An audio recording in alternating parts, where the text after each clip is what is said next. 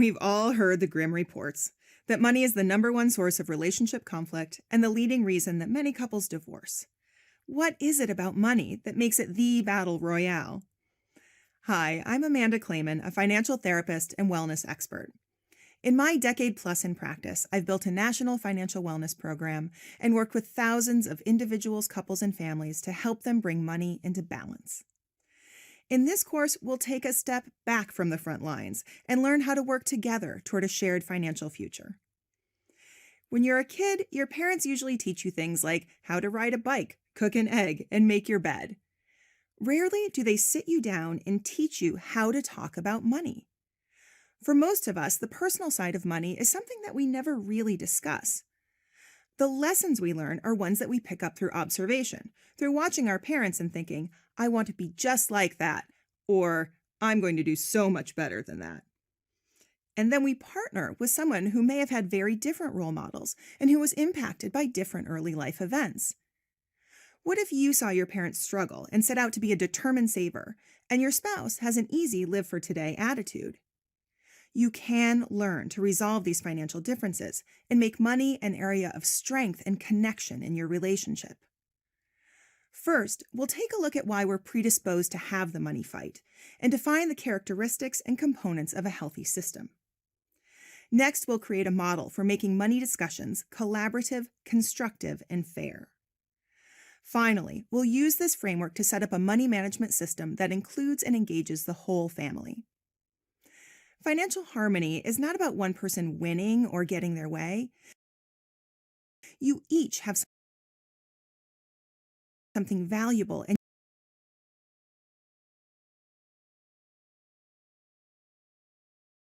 unique to contribute to this process.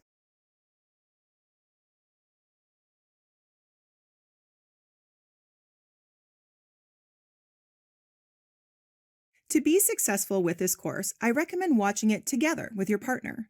After each section, take some time to talk about what resonated with you. One of the things that we'll practice in this course is positive communication, so let me give you a couple of sneak preview tips. Keep your reflections personal. Even if what your spouse is saying seems completely shocking or off the wall to you, don't dispute it. Clarifying questions are okay, but not cross-examination. Anytime the discussion starts to get heated or you begin to argue, agree to pause the conversation. Remember, the fighting is familiar. We're trying to do something new. It's okay to just put a pin in the discussion and come back to it at another time. If you're not able to watch together, try to at least keep up with each other's progress and have discussions after each section. And one note about the scope of this course. We're going to focus on how money in particular can be a place where even loving and committed couples can be out of sync. While I believe working on any aspect of your relationship can have benefits across the board, it's not the purpose of our work here to explore broader relationship themes. We're here to talk about making money work better, and that's what we're going to do. Let's begin.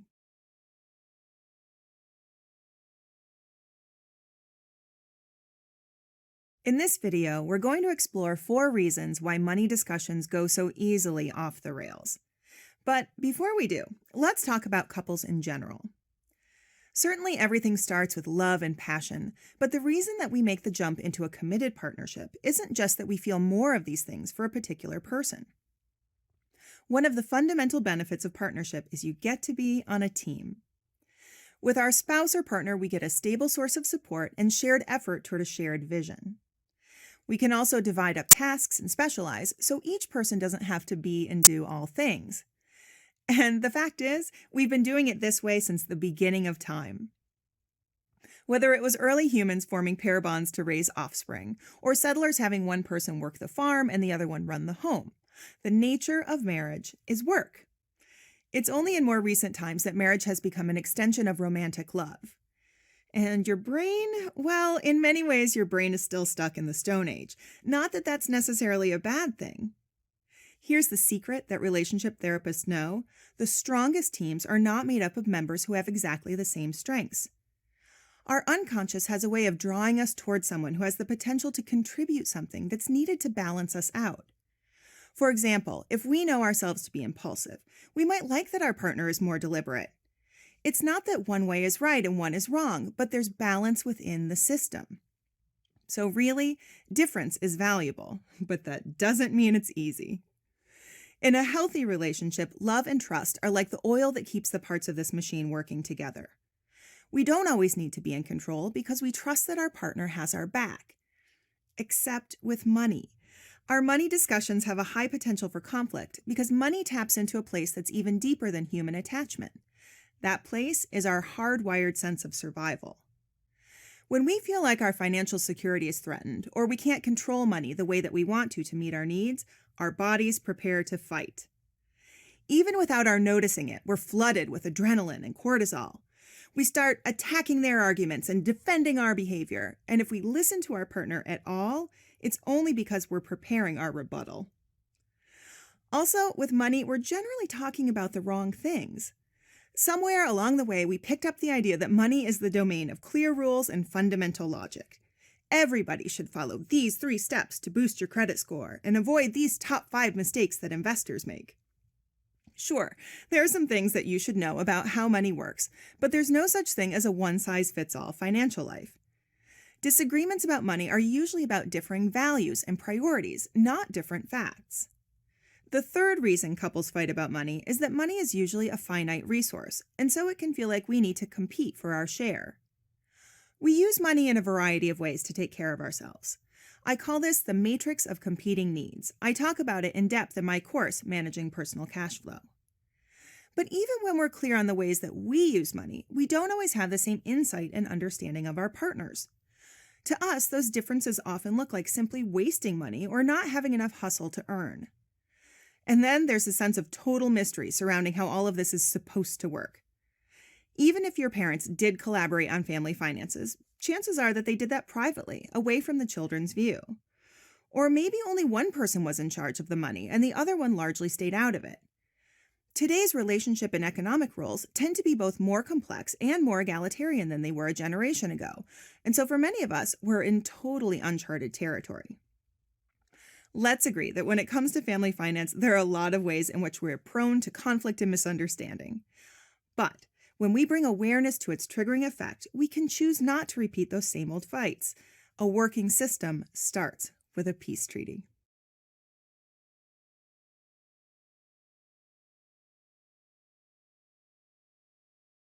For the vast majority of couples I've worked with, the source of the financial conflict is very helpful in pointing us toward an area of the relationship that's out of balance. What do I mean by that? As I mentioned before, our family system is a sort of team. Team members typically have different strengths and points of view. So think of a fight that couples have about money, maybe how much the family needs to save. I once worked with a couple for whom this disagreement was so intense that one person was sleeping on the couch. The wife thought that the husband was irresponsible, and the husband thought the wife was demanding too much sacrifice. They came to me, hoping that I would declare a winner, and the other would have to capitulate. So who won?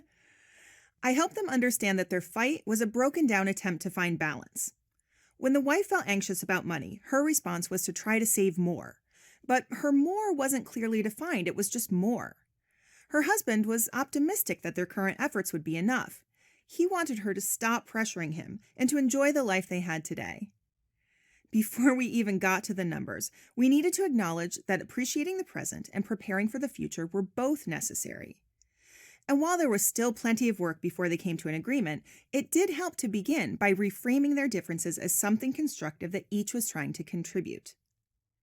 Whenever I meet with a couple, the central financial argument provides important clues about what has stopped working. Is one partner being unfairly marginalized because of the other's need for control? Does one person hand off all responsibility to the other and then blame them for how they manage things? In almost every scenario, what I find is that something about money makes one or both people incredibly anxious, and so they push for a financial change that they believe will make that feeling go away. But we have a tendency when anxious to overcorrect or lean too heavily on the solution that seems most intuitive for us. Savers always think that they'll be happy if they save more, and those motivated by high income are always chasing the next raise or big contract. Oftentimes, we don't see what gets lost in our quest for more until we run into pushback from our partner.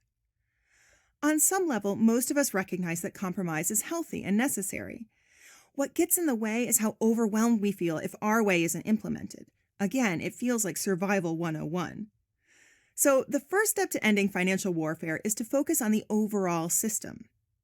Trust that each of you brings something different and essential to this joint creation.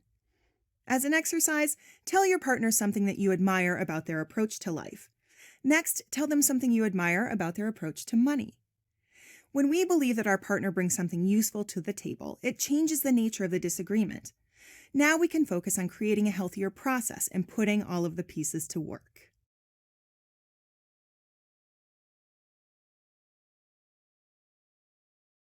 Let's talk about how we define a healthy financial system. Even though different families organize money in different ways, there are 5 qualities every healthy system has in common. When both partners use these 5 qualities as the foundation of what they're trying to achieve, we call that the central agreement. First, we want a system that's inclusive. Everyone gets to, in fact, everyone has to participate. That doesn't mean that you both have to do everything together. We'll get into specialized roles and responsibilities later in the course. But it doesn't work for one person to hand it off to the other or to shut the other person out. Sometimes this can seem like a solution in the short term because it reduces the number of fights. But inevitably, one person is either filled with resentment and will start to act out, or one person becomes the target for any and all blame when something's not working. Being inclusive is how we utilize all the pieces for maximum balance and strength. Next, our system needs to be transparent. Again, later we'll get into how to negotiate healthy boundaries if you prefer to have day-to-day privacy around your financial activities. But those boundaries are always up for renegotiation, and partners are allowed to verify that everything is working as agreed. We don't want any secrets or dark areas of family finance. The system must also be equal. Sometimes people are confused about this one, so I'll be blunt. He or she who makes the most money does not get the most say. The same goes for the person who gets most anxious or is quicker to yell. Both people have the same right to set priorities and co-create the definition of what is fair. Finally, in order to last, our system needs to be flexible and sustainable. Being flexible means that we can make adjustments as circumstances change, or as either individual's needs or priorities change. We don't make an agreement and then hold our partner to it like it's an enforceable contract, because that would make it unsustainable. The value of sustainability means that you both feel like you can stick with it. And though each person might be called upon to make compromises or sacrifices, those choices can be maintained for the good of the whole. After you watch this video, take some time with your partner to discuss what these 5 qualities mean to you. What would they look like in your life together? How did you see them modeled or not modeled by your parents, and how was that for you? Try to be specific and open as you share your thoughts and experiences. Most importantly, be a good listener. If your partner has a hard time verbalizing their thoughts or feelings, ask follow-up questions, but do it in a gentle way. And remember, it's not ever helpful to refute what your partner has shared. There's no saying, your mother was not the problem, it was your father. Nope. Your task is to take in and fully hear exactly what your partner is saying. If you'd like to, you can ask him or her to clarify or share more, but rebuttals are not allowed. When you both understand what these qualities mean to each of you and concur that they're important, that's the central agreement. It's a pact to use these principles as the framework for your process.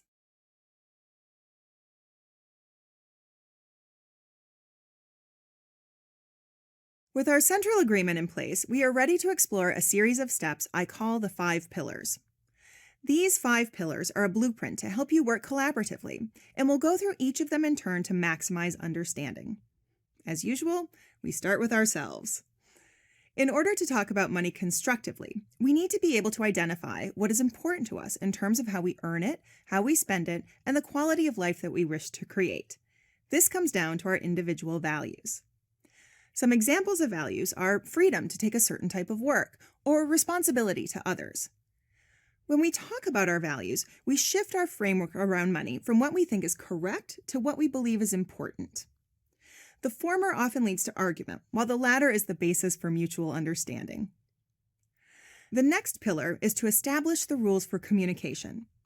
In the beginning especially, we need a framework to help us keep from falling into the same old fight. It might feel awkward to follow what amounts to a script, but it's the way that we stay safe in the conversation so that each person can be more honest and vulnerable. We'll use a method called active listening, which ensures having time to both speak and gives a sort of confirmed receipt that the message was heard. In that safe space, we have the opportunity to translate our values into a concrete ask. The great thing about money is that we can quantify it. We can say, I want us to be able to put X dollars a month toward this thing that means so much to me. That doesn't mean that your partner will see it exactly your way, which brings us to pillar number 4, negotiate. Yes, you need to be open to negotiating for yourself and your stake in this process. But in this case, we're not trying to beat the other person. Only win-win negotiation is considered good negotiation here. The whole is bigger and more important than the sum of its parts. Finally, we compromise. Each person will probably need to make sacrifices to get to a working plan. If that sounds scary, remember our central agreement is to be inclusive, transparent, equal, flexible, and sustainable. If one partner is asked to sacrifice too much, it violates that initial agreement. Perhaps the negotiation wasn't equal, or the sacrifice won't be sustainable. It may take some tinkering and some practice, but that's why we keep the central agreement in place as both a reference and a system of checks and balances. I recommend you work through the pillars sequentially, giving each one the focus it requires. Part of what you're doing is laying the groundwork for a whole new way to engage with each other, so take your time. You're never done with money, so there's no benefit to rushing toward an imaginary finish line.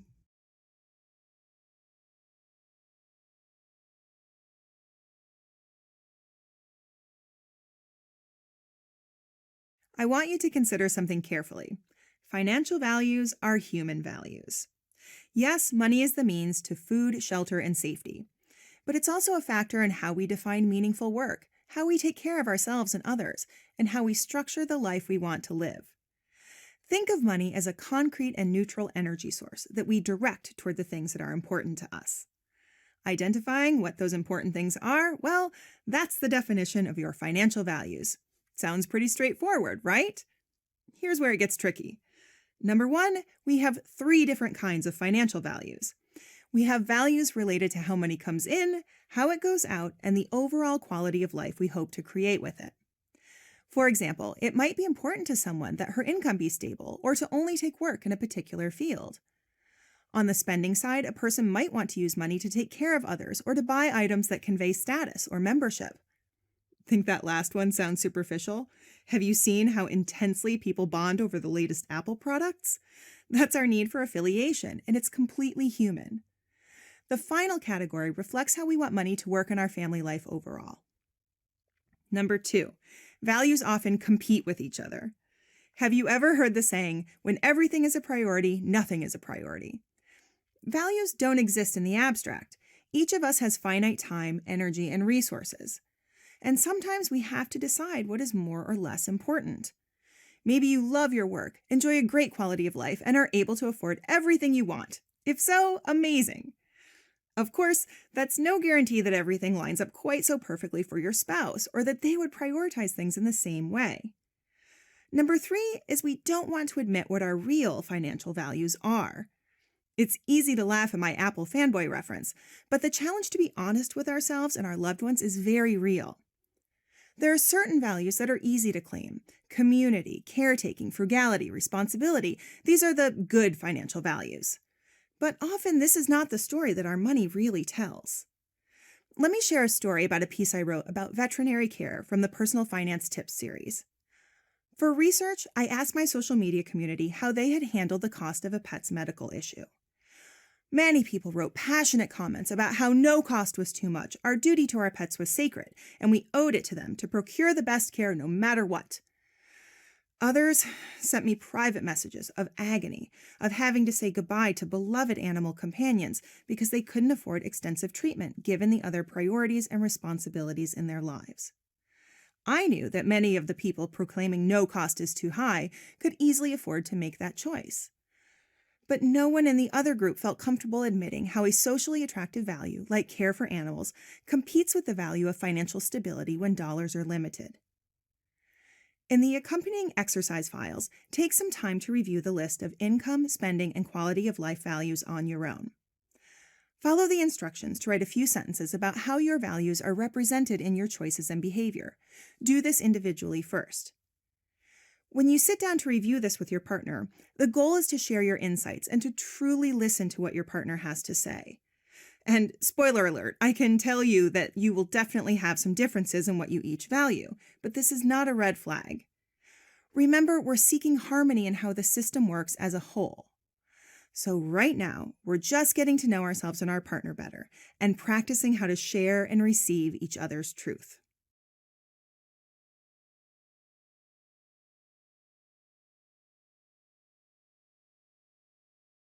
In many conversations, feeling heard and accepted is not a given. Let's identify the two biggest communication mistakes that couples make when discussing money and learn how to create a more productive dialogue. The first mistake is believing that financial arguments can be won by presenting facts. Trust me, this never works. Even when something seems irrefutable, like we have to save for the future, it can be met with, we might regret not living for today. This is why the financial values piece is so critical. It's important to me is a very different statement than we have to or we should. You can't argue what's important to another person.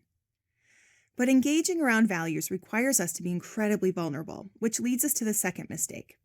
When things get heated, we self-protect by shutting down the emotional connection. In counseling sessions, I often have to play the part of a conductor, holding the structure and focus for those difficult parts of the conversation. How do you feel about your partner handling all the financial management tasks? No, wait, just listen.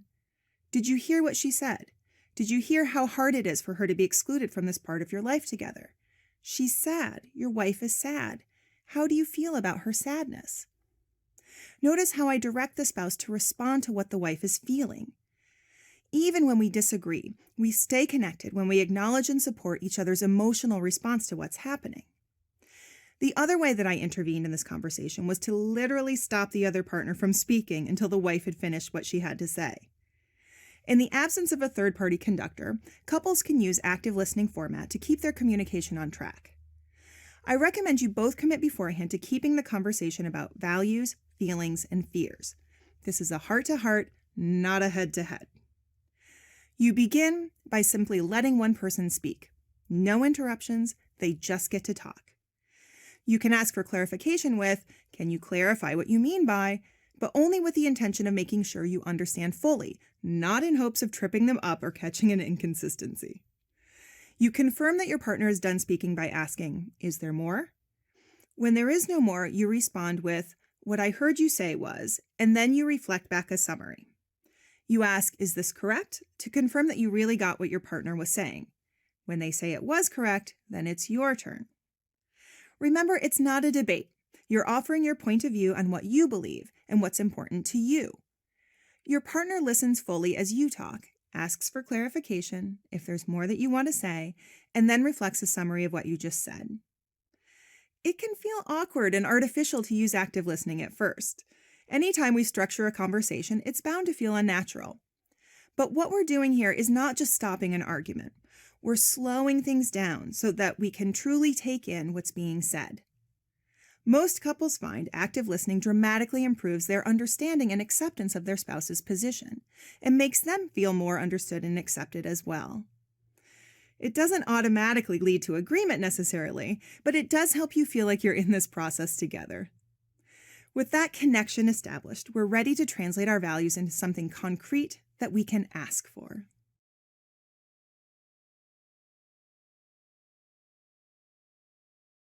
Why is it so hard to ask our partner for what we need?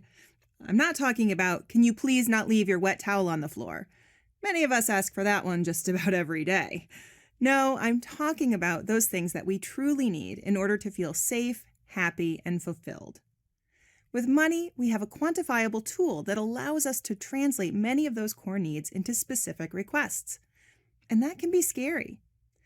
It can feel safer to stay within the realms of facts and arguments, rather than ask for what we need and risk our partner not agreeing to give it to us.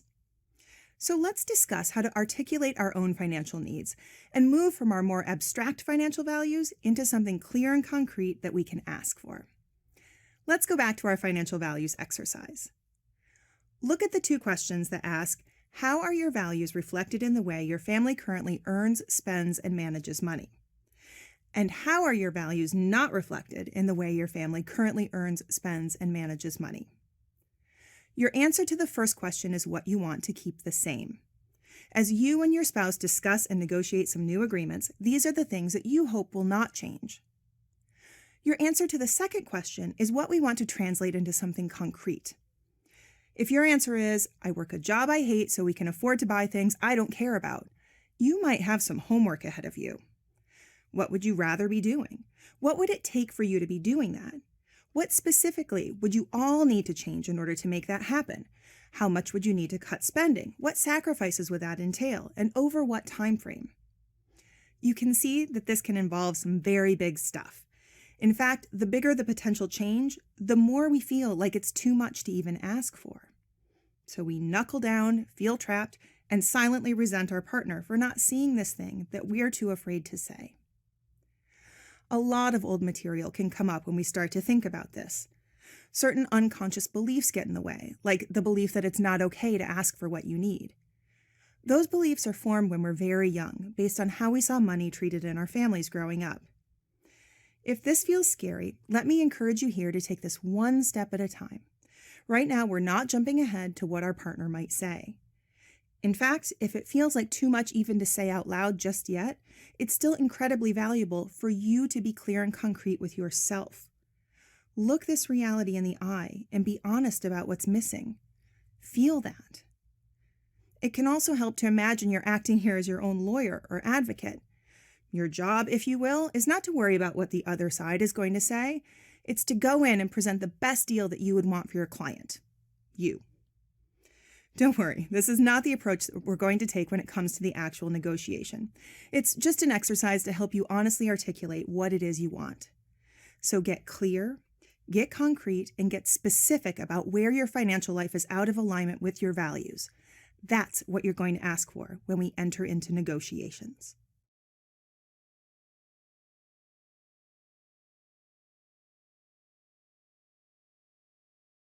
It's time to negotiate. But before you square off like prize fighters in your opposing corners, let me assure you there will be no ding ding ding heard here. This negotiation is a process where the only acceptable outcome is win-win. Anything else violates our central agreements of inclusion, equality, and sustainability. In a scenario where one partner dominates the other, maybe because they're a stronger negotiator or because they exert more emotional pressure to control, the other partner will find ways to undermine or get around the agreement. We don't want that. What we want is a process in which both people participate fully and an outcome where both get what is critically essential to them. If you've done the exercises in the previous videos, you've already laid some very important groundwork. You know what is valuable to you. You've identified where you feel that's missing, and you've clearly articulated what it is you want to change. You know how to have a conversation where each partner gets the space to speak and the opportunity to be truly heard. We're going to take the negotiation in 3 steps using the active listening techniques at each one. Start by reviewing your financial values. Each of you shares and reflects back what is important to you and how you feel when this value is not met. Next, you share your responses to those 2 central questions. How are my values reflected in the way my family currently earns, spends, and manages money? And how are my values not reflected in the way my family currently earns, spends, and manages money? What do you notice here? Many couples who have experienced heated conflicts around money are surprised to discover that they have more in tune with their spouse than they might have thought. Take a moment to look for areas of commonality and agreement. Share specific examples to clarify what you both mean when you talk about a particular value, where it's demonstrated, or where you feel it's missing in your lives. Now we're going to move into the ask phase. If there are multiple changes up for consideration, I recommend you lay them all out together in order of priority. Now discuss, what would it be like in our family if we implemented this change? What are some potential positives that could come out of it? What are some potential negatives? Are there ways that we can address the negatives to make it work better? What would it be like is a question that therapists love because it gives people the opportunity to explore something that they may be uncertain or even concerned about.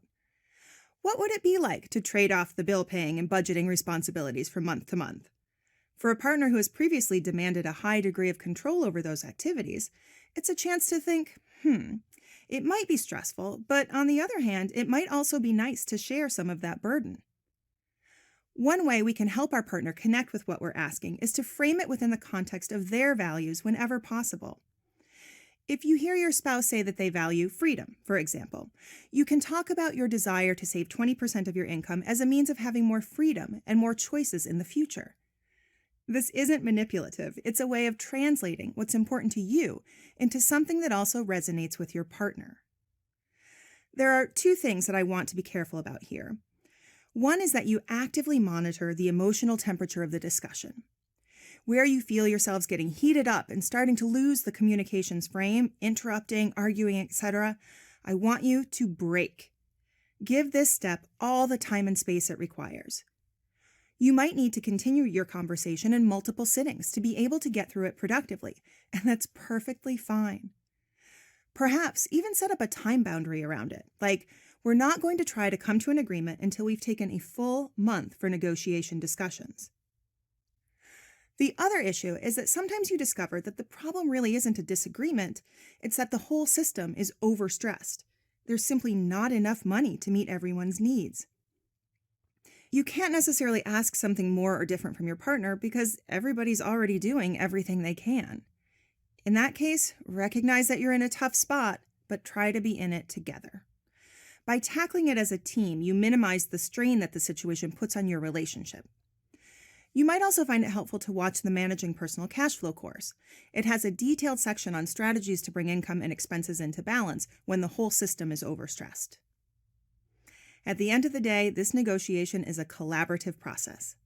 It's an opportunity to get your partner to connect with your vision and for you to connect to the things that are important to them.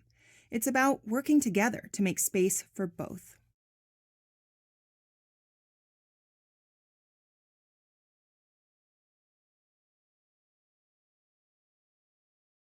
The reality is that there are probably still areas where you don't agree and aren't able to figure out a way for both people to get what they're asking for. Compromise is where each person makes concessions for the good of the whole. Maybe you think that paying off student loans should be the family's top financial priority, but your spouse doesn't think it's worth sacrificing your lifestyle to shave a couple of years of payments off. Guess what?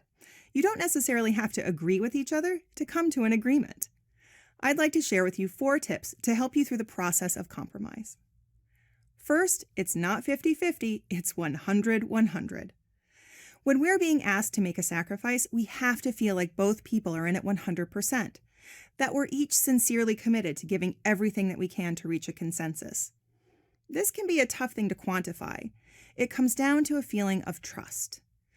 All of the work that we've done so far around discussing values, communicating effectively, and asking concretely for what we want is in service of developing that trust. We want to be careful here because when we start to feel manipulated, bullied, pressured, or when we slip into a tit for tat, I gave up this, so you have to give up that, that means we've lost the trust. In that case, take a break, retreat to your neutral corners, and go back to discussing values and feelings until you establish that connection again. There's no rush. On a related note, you may find that one person has a greater capacity to compromise at this stage. That's okay too. Your 100% may not look the same as your spouse's 100%. If you can trust that your partner is giving it their best and it doesn't violate the values of equality or sustainability, this needn't be a cause for concern. In fact, in many couples that I've worked with, one person has a harder time giving up control and needs a little bit more time to warm up to the process. But once there's a track record of safe collaboration, it becomes easier for that person to give more and to shift a little bit more. Remember, this is a journey with no finish line. Number 2, explore the middle ground. If giving up X to make a 20% savings goal feels like more than you can do, could you agree to save 15% and only have to give up Y? Over the long term, what would the outcome differences be between a 15% and a 20% savings goal? Is this acceptable to the person asking? Number 3, commit to trial periods. One of the biggest obstacles to giving something up is our fear that we can't change our minds if it proves to be too much. This would violate the value of sustainability from our central agreement. To test the sustainability of the compromise, establish a trial period and schedule a time to review how it's working out. Finally, work through your feelings. It is normal to feel sad or anxious about giving up things that are important to you. Money is such a complex tool. Not only is it hardwired into our sense of survival, but we use it to meet any number of psychological and self-regulation needs. When we're being asked to give up control or adjust behaviors that are central to how we take care of ourselves, our emotional reactions are not necessarily a sign that the agreement is bad. Give yourself time to process your feelings, to reflect, to calm down. Take time to establish whether or not this is working. We've covered a lot of ground in this section, so before we move into setting up your system, let's craft a family mission statement as a way to synthesize the work that you've done so far. A family mission statement is a great tool to bring together the core values and process values that you've been exploring in this course.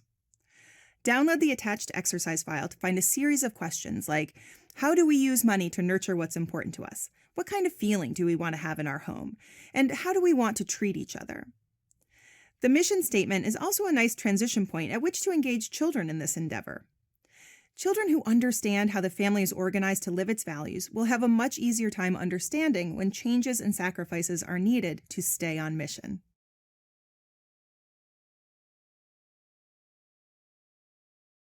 Now let's consider the structural elements of how we organize and manage money. We'll identify some options to combine accounts or keep financial matters separate. We'll assign roles based on strengths and skills. We'll set up a routine, and in the end, we'll create an organized money management plan. Let's start with the accounts. For most of our social history, the idea of a couple choosing to remain financially separate and independent would have been highly unusual. In fact, until the Equal Credit Opportunity Act of 1974, most married women couldn't even get credit in their own name. But nowadays, it's quite common for both partners to come into the relationship with fully formed careers and financial lives. The fact is, you don't have to do money the same way that your parents did it. I found that there are 3 different methods of account organization: a single account for all household income and expenses, 2 separate accounts with expenses individually assigned, or a joint account for joint expenses and 2 individual accounts for individual expenses. Each method has pros and cons depending on your circumstances. Let's start to identify which system might work best for you. The first question is, how does money come in? How much does each partner earn? Does either partner's income vary a lot? Next, we ask, how does money go out? How much of your expenses are considered joint expenses? How does your individual spending compare? What are each of your procurement responsibilities? For example, who gets the groceries or pays for the kids' activities? The final question is, what do you want your system to look like? Meaning, how much coordination versus separation feels comfortable to you? In general, the one-pot system where everything is pooled together is the best method if one partner earns all or the majority of the family's income. This does require more ongoing communication and coordination between the parties. You have to both talk about how money's coming in and going out, or else you can easily end up overdrawn. The two-pot system is great for people who want to maintain a high degree of autonomy and independence. It works best when individual incomes and expenses are in the same range, but you can adjust for that in terms of how you divvy up expenses. For example, the person with the higher income might pay the rent and utilities, while the person with the smaller income pays for groceries. The two-pot system has a few challenges. One, it can be difficult if one person's income is erratic because it takes away the stabilizing effect of the steadier income. 2, it takes more effort to work on shared goals like planning for retirement. And 3, you have to be really careful not to fall completely off of each other's financial radar. There's no built-in mechanism where you have to coordinate, like in the one-pot system. So if you choose this one, make sure you still sit down periodically to check in. The two-pot system can also be clunky when it comes to navigating transitions, like having children, illness, or unemployment. I worked with a couple last year who had been together for almost a decade. There had never really been a reason to sync up their finances, so they simply hadn't. But now they were expecting a baby, and they didn't even know where to start. The wife planned to take 3 months of unpaid maternity leave. Should she have to accept the full financial burden for that? How would a potential change affect the values of independence and equality that both partners shared? Finally, who would the baby belong to, financially speaking? These are real limitations that we sometimes run into with the two-pot system. With the three-pots method, you each contribute to an account out of which joint expenses are paid, but you maintain individual accounts for the rest of your income and expenses. You can discuss whether you contribute an equal dollar amount or pay an equal proportion of your incomes until household needs are met. One challenge with this method is that you need a high level of agreement on what constitutes a joint expense. For example, if you go to a restaurant together, that's something that you're both spending money on, but what if this is a value for only one person and the other person would prefer to cook at home and use that money for something else? Take a look at this table to figure out which method might be best for you. Keep in mind, you don't have to commit to one system for the rest of your lives. Just like the couple who used the two pots method until it didn't work for their changing circumstances, different methods are better suited to different situations.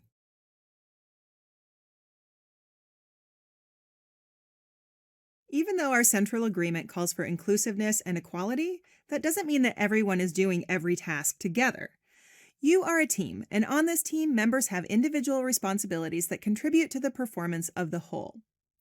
When we work together to determine who will do what, you can have both trust and independence. So let's create a global list of household financial management tasks.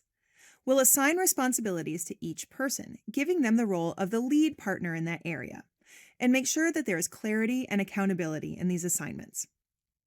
Let me define what I mean by lead partner. A person taking the lead is primarily responsible for the execution of tasks associated with that area of responsibility. But it doesn't mean that the other partner is shut out.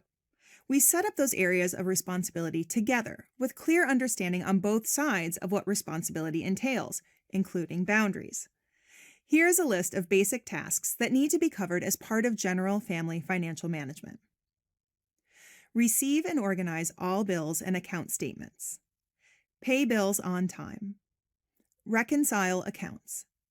Take care of procurement responsibilities, i.e., who buys the things that we need. Track progress toward goals. Oversee and manage certain key areas such as medical and insurance issues, submitting for reimbursement, tracking payments, disputing charges, and reviewing EOBs. Kids expenses. Investment contributions, performance, and allocation. Home maintenance. Other types of insurance like homeowners, renters, and life insurance, and philanthropic and charity efforts.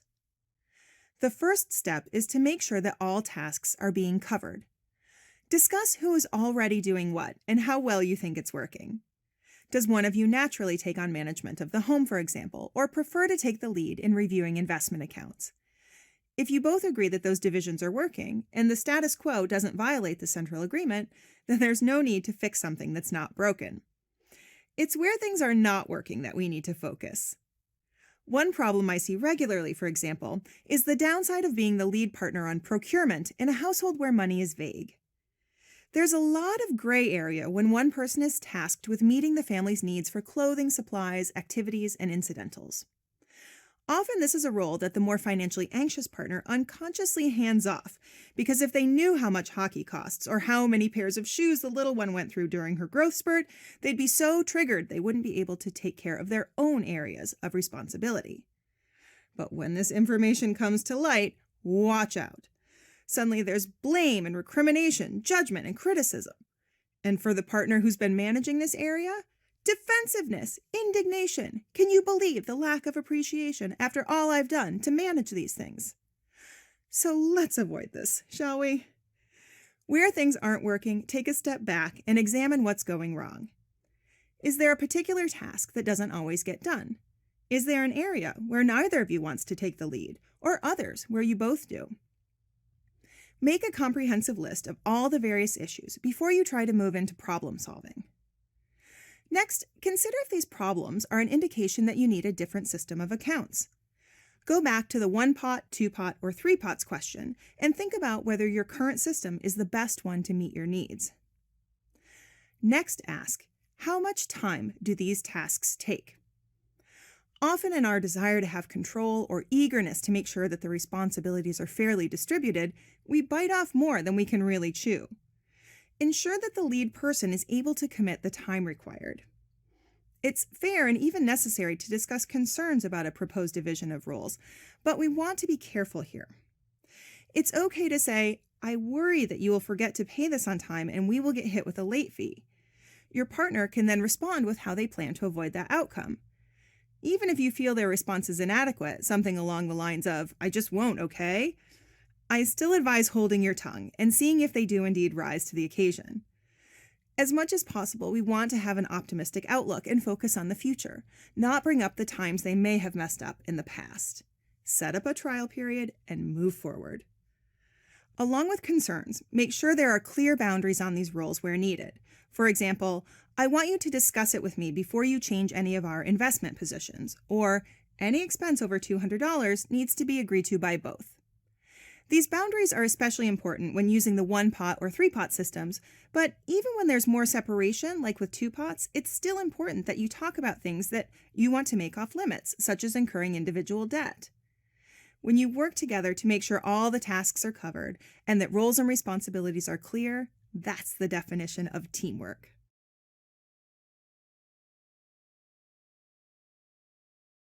Once you have roles and responsibilities established, we need a routine to organize how those jobs are done. The routine is the unsung hero of financial success. You'd be amazed how much chaos can be tamed, how many problems can be solved, and how many goals can be achieved when you have a regular financial management routine. Let's take a look at the roles and responsibilities you just discussed. Have each partner write down the areas where they're taking the lead role and the time associated with each of those responsibilities. Now take a look at your individual schedules and put those tasks in your calendar. But it's not simply about the time involved. Also consider how much energy and attention you have available relative to the other commitments and activities in your life. Personally, I think it's easier when people take their responsibilities in manageable chunks instead of one long marathon session, but that comes down to preference. Just because something goes into your calendar doesn't mean it's written in stone. You can move things around as needed. But it's easier to reschedule something than to constantly remind yourself about how you've really got to get to that soon. Also, if you have to repeatedly reschedule a task, maybe you should consider whether you have the bandwidth to take the lead partner role, or if a modification to that task needs to be made. After a month, you should have an idea of how sustainable the schedule feels, and if you want to make any changes in the period ahead. One way to save time and effort is to look for ways that you can automate repeated tasks like scheduled bill payments. Just be careful that you still pay attention to when payments are coming out of your account so that you don't accidentally get overdrawn. Now we want to take a look at establishing a regular time for you and your partner to meet to discuss how and what you're individually doing. Here are some tips to make your money meeting productive and collaborative. Start with a brief accounting of the tasks that you've each handled this month and an update on the status of your areas of responsibility. Don't think of it like a subordinate reporting to a boss. It's more about sharing information with a fellow team member on a joint project. We want the left hand to know what the right hand is doing. Remember to express appreciation. A lot of times we're so focused on what we're doing that we totally overlook the things that our spouse does that make life easier. After each person shares their status update, the other should express appreciation. A simple, "Thanks for doing that, babe," or "Good job, honey," can go a surprisingly long way. Now let's say that your spouse handled something differently than you would have. Instead of assuming that your method is better, try to be curious about why they chose to do it their way. Seek understanding first and use gentle questions. Asking, "Why didn't you do it this way?" sounds accusatory and will raise an immediate defensive response. Instead, try, "Can I ask?" or "I wonder why," before posing the question. If their answer didn't reassure you, you are perfectly entitled to discuss it, but explore concerns constructively. Keep your comments personal and specific with the use of I statements. "I'm concerned about how that late payment will affect our credit scores," as opposed to, "You hurt our credit scores by paying that bill late." The latter may be factually correct, but ask yourself, what am I hoping to accomplish with these words? If what you want is for your partner to be better about due dates, then you're more likely to get that buy-in with an emotional appeal than with blame. At the same time, don't expect perfection. Yes, I'm sure if you were the one in charge of everything, then nothing would ever go wrong. But that would violate the central agreements around inclusiveness, equality, and sustainability. Also, it's not true. Everyone makes mistakes. Be prepared to both own up to yours and to forgive your partners. I've seen so many financial problems get worse when one person tried to hide it from the other because they were afraid of how their partner would respond. Even if you are the lead role in an area, your partner may still have a lot to offer. So view your partner as a resource. Ask for input, invite them to help you strategize, and solicit their opinion. Finally, have an end time and a post-meeting reward. This is particularly important in the beginning. These meetings can be intense, especially if you're struggling to stay out of your fighting rut, so don't be afraid of structure. Set a 5-minute timer for reporting, during which the other person won't comment. And don't let the first few meetings go longer than an hour, even if you haven't finished yet. The more intense, onerous, and negative these meetings are, the more likely that you'll stop scheduling them. So holding a positive frame is critical.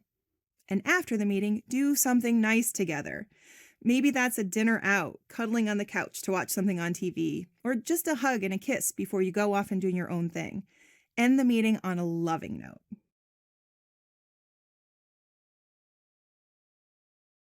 A cash flow plan is the instrument you use to direct money toward the things that are important to you. It's how you make sure everything is covered and that it all fits together. Now, some people watching this may already have a working budget, and others may be completely new to this process. I'm going to cover the basic steps to cash flow planning, but for more of a deep dive, I would recommend the Managing Personal Cash Flow course. It will help you determine exactly how money is coming in and going out, and where you might be running into common trouble spots, such as planning for variable income, seasonal income shifts, or unforeseen expenses. Let's begin by opening up the exercise files and selecting the cash flow worksheet that corresponds to the account system you will use. There are versions for 1 pot, 2 pots, and 3 pots. Sit down together and fill this in. Even if you're choosing the 2-pot method, where you plan to keep things largely separate, this planning step still needs to be done together. You just want to make sure that you're on the same page in terms of division of expenses, goals, and boundaries. We're going to fill things in this order. First is committed monthly expenses, such as rent or mortgage, utilities, and student loan payments. Second is discretionary monthly expenses, like groceries, restaurants, gas, and personal care. Third is committed periodic and irregular expenses, like insurance or taxes. And last is discretionary periodic and irregular expenses, such as kids' activities, clothing, or home maintenance. Let me just say a quick word about the terms committed and discretionary. This is not the same thing as saying needs and wants. Committed just means that at some point we've already made that financial decision. You've already signed a lease, for example, or chosen a cell phone plan. It doesn't mean these expenses can't be changed, but for now, they're predictable and established. Discretionary means the decision or execution is still happening. You have to buy groceries and you have to get gas for the car, but there may be a way to budget for those things differently. Committed and discretionary are not perfect distinctions, but I find them to be a simple and neutral way of categorizing expenses for cash flow purposes. Now we look at income. If you receive a steady salary, this is fairly straightforward. If your income is based on commissions, freelance work, or you get lump sums for large projects, then you'd probably benefit from the more detailed cash flow course I mentioned. Essentially, though, the goal is going to be getting ahead of your expenses so that you can establish a financial cushion to even out the ups and downs. With all of these sections filled in, what do you see? Chances are you'll discover that you want to make some adjustments. Go back to the 5 pillars and use them to resolve any differences in this allocation. Here are a few other things to keep in mind. Make the creation of a financial cushion a priority for both. There will be things that come up that aren't reflected in this budget. Living enough below your means to build a working cushion will help when you have a dip in income or an unforeseen expense comes up. Too often, people use credit cards in this situation and then work to pay off the debt, but it's safer to have the cash on hand. Next, talk about what ifs. What if I lose my job? What if I want to change careers or be a stay-at-home parent? What if one of our parents or an adult child or a friend or family member asks for our financial help? You don't have to have a perfect plan in place, but now that you're seeing how all the numbers fit together, think about how you might adjust your plan if circumstances change. Remember, this is a living document. This is not something you fill out once and then shove in a drawer somewhere. It's a reference. Both people should be checking it as part of the routine to make sure you're adhering to agreements about how much to save and spend, and that the areas of responsibility managed by each lead partner are being adequately funded.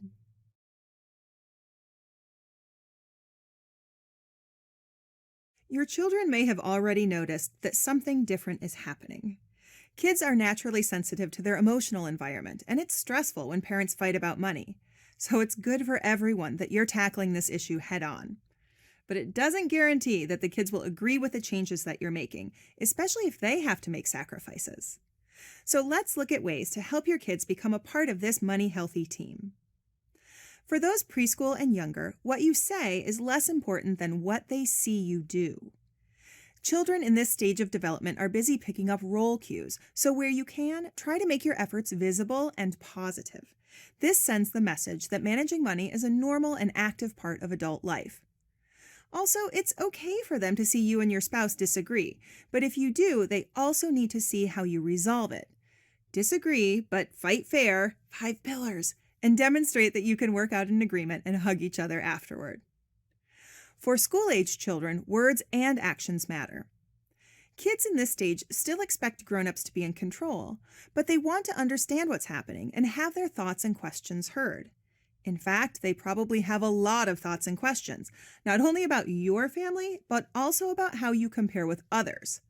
This is not always a comfortable subject for grown-ups, but it is developmentally normal. How you respond indicates whether money is a neutral or a dangerous subject. And sometimes we need a moment to collect our thoughts before answering. One of my favorite ways to both buy time and make sure I understand where kids are coming from is to respond, "Why do you ask that?" before I launch into an answer. Also, look for ways to bring their attention to money in your day-to-day interactions. If your child is with you in the checkout line at the grocery store, ask them how much they think the groceries cost. Show them how you fill out the tip at a restaurant and how it changes the final price of the meal. This can also help them make the connection between work or a service given and how money is earned. And that brings us to the subject of allowance. If you struggle with the right way to do allowance, you're not alone. There are essentially two schools of thought on the topic. Some people advise separating chores from allowance because, after all, parents do work on behalf of the family and we don't get paid for it. In that model, chores are an expected part of being a family member, and allowance is a separate tool given independently so that children learn to manage their giving, saving, and spending. But don't worry, many people do make allowance the payment received in exchange for chores. Now, when it comes to teenagers and money, well, you might get a little bit of Dr. Jekyll and Mr. Hyde. Some days your teen will be curious, receptive, and reasonable. They'll seek you out with questions and maybe even appreciate your expertise. But other days your teen will rain down hellfire because you told them no or you want them to get a part-time job. They won't want to hear that they have to choose between 2 sporting activities because it's not in the budget to pay for both. Keep in mind, if you're just starting this process and your kids are this age, you have a lot of history to overcome. Maybe they really did get their way if they just yelled and pushed your buttons for long enough. You can't expect things to change overnight.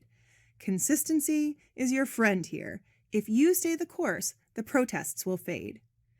Modeling your own commitment to this process has another benefit. You're teaching important lessons about how to manage emotions, consider options, and resist impulsivity. They'll be more likely to think carefully about incurring student debt or to pause before signing up for the first credit card offer they receive. Whatever your children's age, you don't have to be perfect to be a good role model. In fact, seeing parents work hard to communicate, compromise, and persevere can be the best lesson that you teach. If you've followed all of the steps that we've covered so far, then you've probably made a few, or maybe a lot, of changes to the way you've been managing money. Some of those changes may feel easy, and others not so much. So how do you know if they're working? After a month or so, I recommend that you schedule a specific time to sit down and discuss how it's going. Both partners can share what they feel is working and what still may need to be tweaked. You might also invite input from your kids depending on their ages. Look for concrete signs of improvement. Are you able to pay your bills on a timely and consistent basis? Are tasks being executed according to plan? And are roles and responsibilities being met?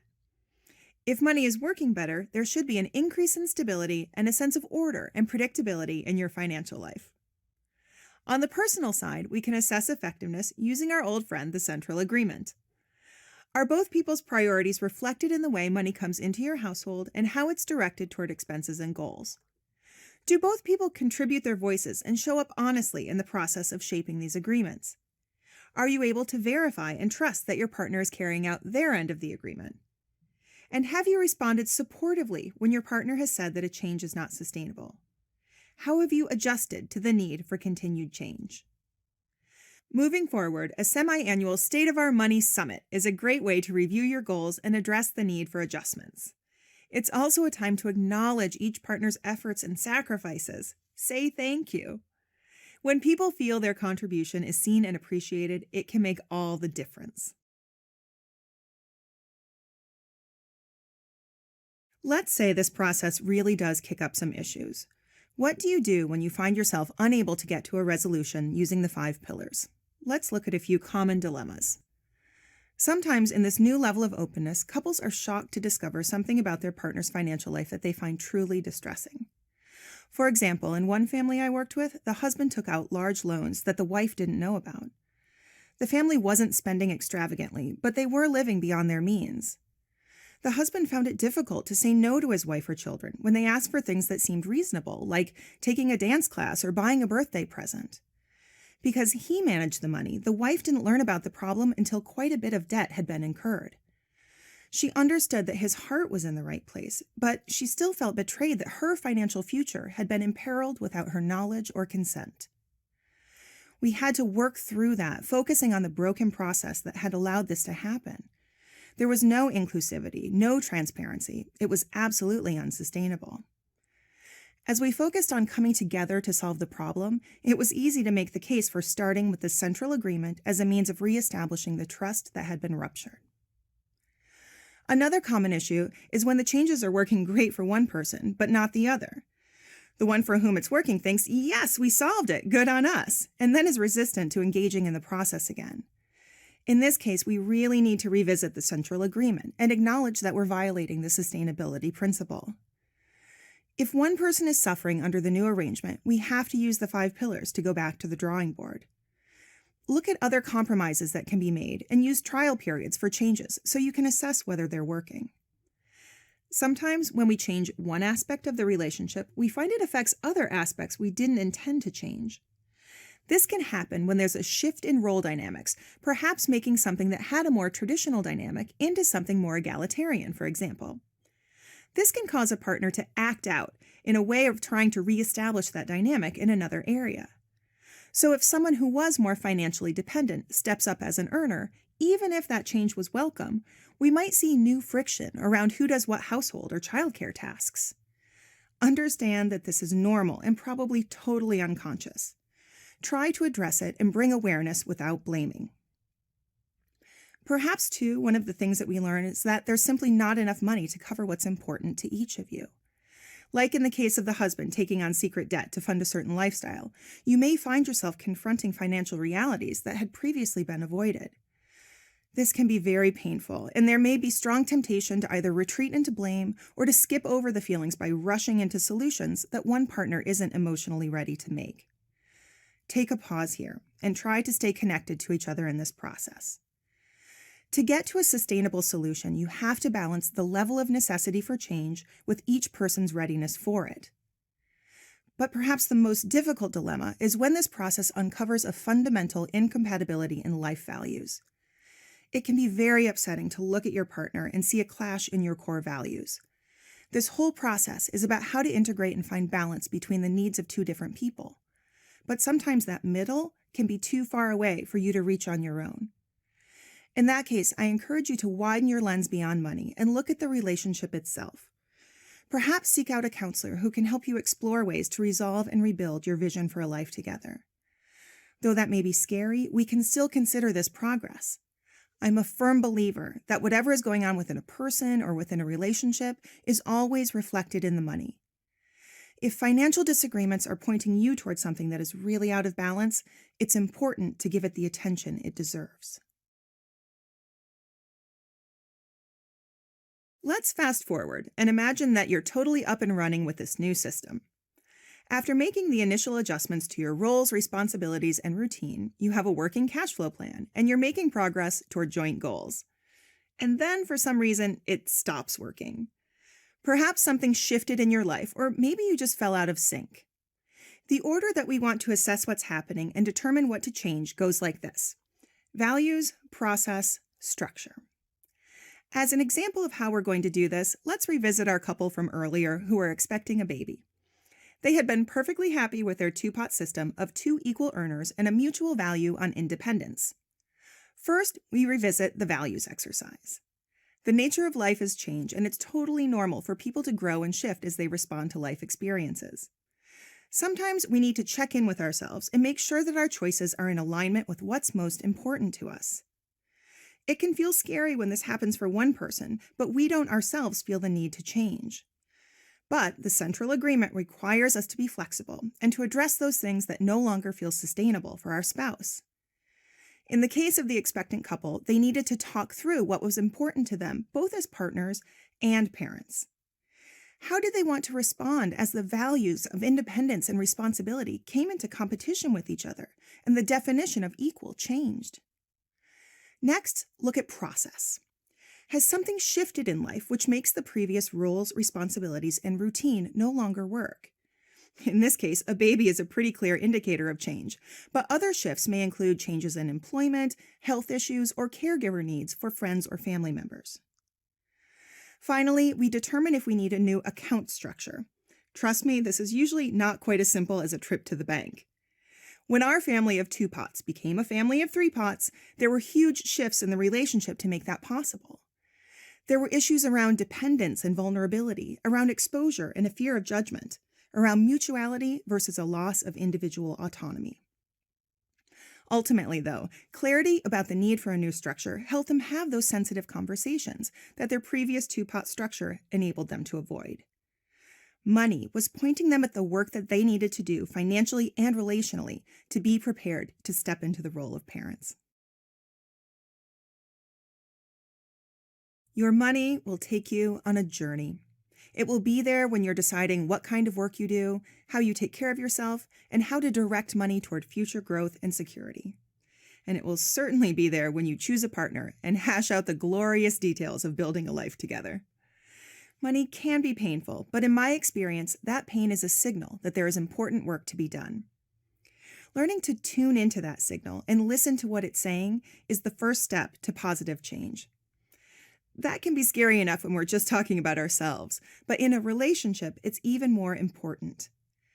When we allow ourselves to be vulnerable and honest, and our spouse meets that vulnerability with acceptance and love, we unlock something truly transformative for both. And that's what we're working on in this course. I want money to work better between you, obviously, but not because I care so much about your bottom line. Financial intimacy is fundamental to true emotional intimacy. Plus, it has the additional benefit of probably helping that bottom line. I hope that this course has helped you move through your money conflict to a place of collaboration and trust, making that the new culture of money for your family. But this isn't a quick fix, and progress may sometimes feel slow. Go back and rewatch this course as often as needed. Make the central agreement your guide and the 5 pillars the steps that move you forward. If you'd like, you can check out some of my other courses. We have Managing Personal Cash Flow, 5 Tips for Building Your Financial Life, and the Personal Finance Tip series I did with Jane Barrett. You're also welcome to connect with me on social media and to find more of my work at amandaclayman.com. Thanks so much for watching. I wish all good things for you.